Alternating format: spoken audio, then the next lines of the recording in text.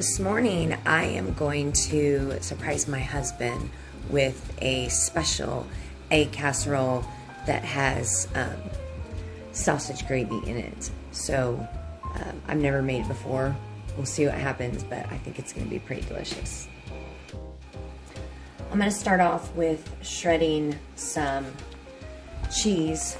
Instead of buying the packaged cheese, which you definitely can, that's already shredded, I'm going to take some of this New York sharp cheddar and I'm just going to shred it.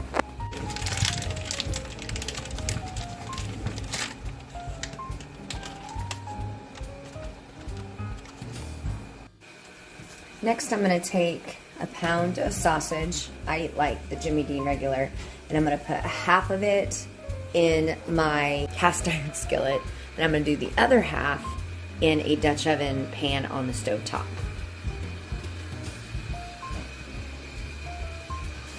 Now, while this sausage is cooking, my hands here, I am going to take about 8 eggs, and I am going to whisk them up into a bowl with half a cup of milk. So I've got my eggs here, and I'm going to pour in my milk, half a cup, and I'm just going to sit and whisk those up really good until all the yolks are broken up.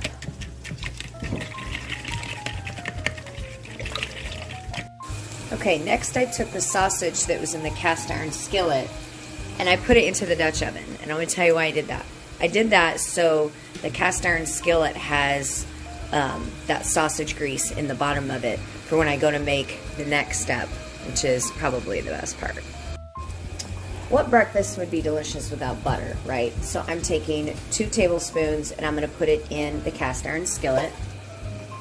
And then I'm going to take 3 tablespoons and I'm going to put it in the pot, the Dutch oven pot with the sausage, like that. And I'm just going to get that all melted.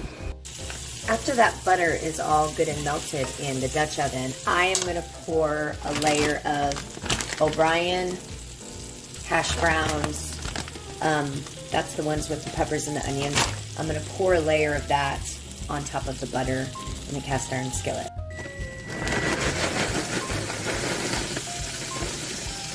And this is going to be the base for the casserole.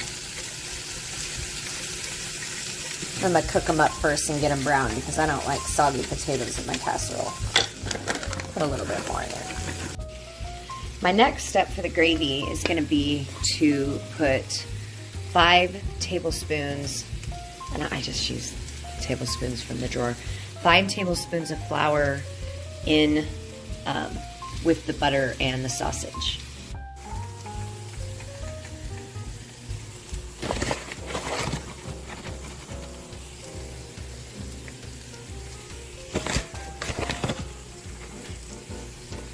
There we go. And then you just mix that around. Make sure your oven's or your stovetop's not too high because you don't want the flour to burn. But the next step in your gravy is just to add 3 cups of milk. You can use whole milk or 2%.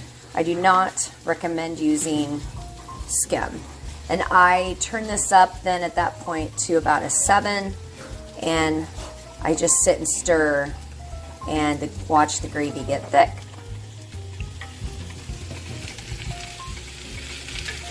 I salt and pepper these, and I'm just going to sit, keep working on getting those browned.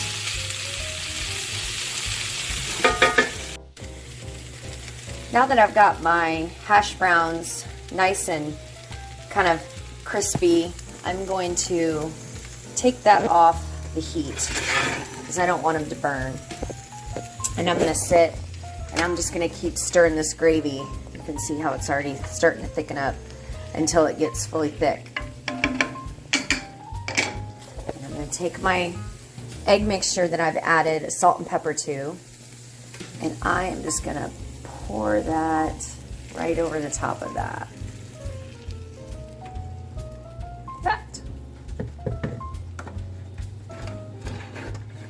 This hash brown should leave a nice crispy bottom to the egg casserole. All right, my gravy's done. I actually had to remove it from the stove because it was getting too hot and a little thick. So that's what the gravy's gonna look like when it's done.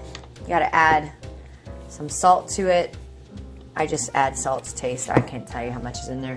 And then I'm gonna do some fresh cracked pepper. I really, really love to do white pepper. That's kind of my secret ingredient for my gravy. I can't seem to find it, but that's all right. So I'm gonna put this fresh cracked black pepper in. Look how thick and yummy that gravy looks. So I'm gonna take, it's fogging up my lats. So now what I'm gonna do is I'm just gonna take some of that gravy and I am going to pour it on top of the egg casserole.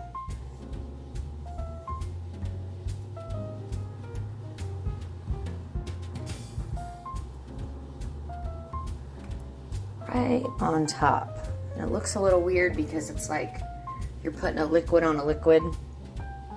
But when these eggs stiffen up, oh my gosh, it's going to be fantastic.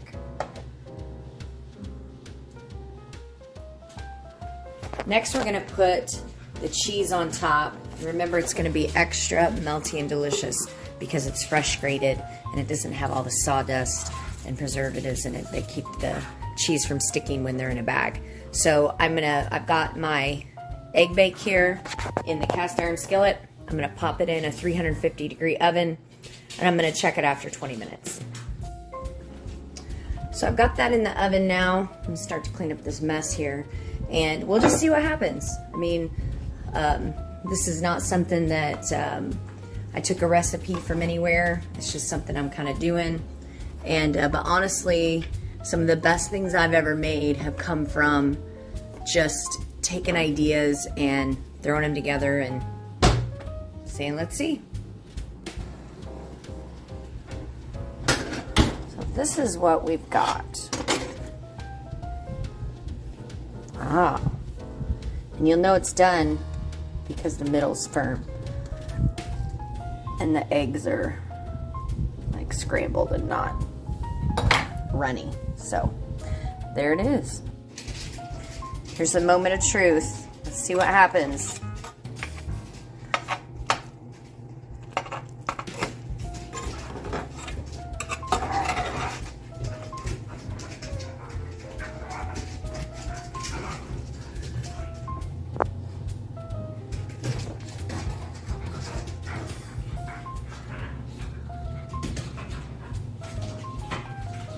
Wow, that looks pretty delicious, I'm not gonna lie.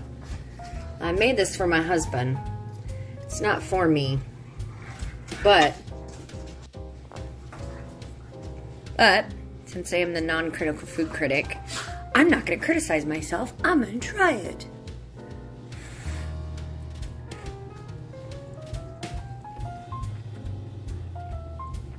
Mmm.